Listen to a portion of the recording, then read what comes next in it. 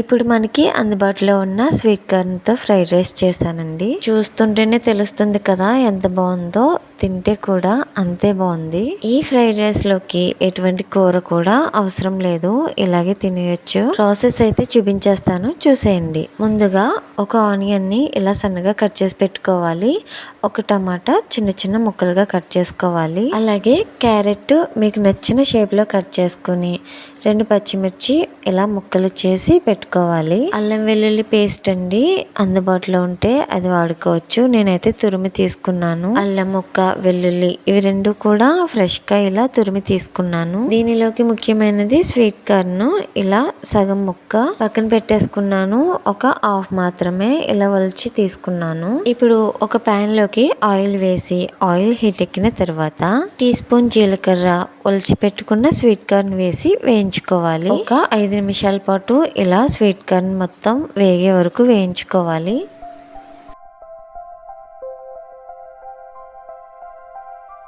దీనిలోకి ముందుగా కట్ చేసి పెట్టుకున్న ఉల్లిపాయ ముక్కలు, పచ్చిమిర్చి ముక్కలు, క్యారెట్ ముక్కలు, టొమాటో ముక్కలు ఇవన్నీ వేసి బాగా వేయించుకోవాలి. అందుబాటులో ఉంటే క్యాబేజీ ముక్కలు కూడా వేసుకోండి. ఇవన్నీ బాగా వేయించుకోవాలి.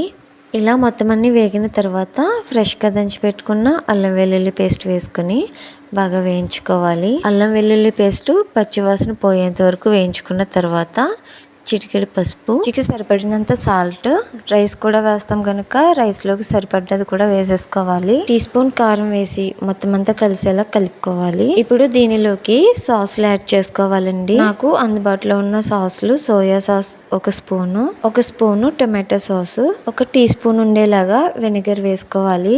ఇలా వేసుకున్న తర్వాత మొత్తం అంతా కలిసేలా కలుపుకోవాలి. ఇప్పుడు దీనిలోకి ఉడకబెట్టుకున్న అన్నం ఇలా పొడి పొడిలాడుతూ ఉండాలి. కావలసినంత వేసుకోవాలన్నమాట.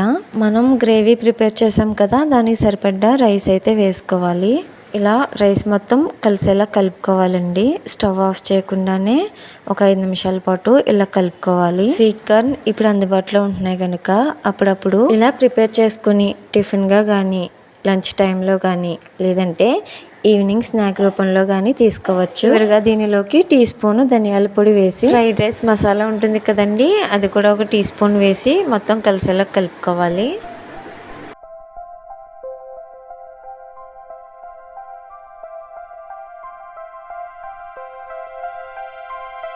చివరిగా పైన తురిమిన కొత్తిమీర వేసుకుంటే సరిపోతుంది. ఈ విధంగా చేసుకుని వేడివేడిగా తింటే చాలా బాగుంది. నేను చేసిన స్వీట్ కార్న్ ఫ్రైడ్ రైస్ నచ్చిందని అనుకుంటున్నాను. వీడియో నచ్చినట్లయితే లైక్ చేసి సబ్స్క్రైబ్ చేసుకుని మీ ఫ్రెండ్స్ అండ్ ఫ్యామిలీ మెంబర్స్కి షేర్ చేసి నా ఛానల్ని సపోర్ట్ చేసేయండి. Thanks for watching. బాయ్.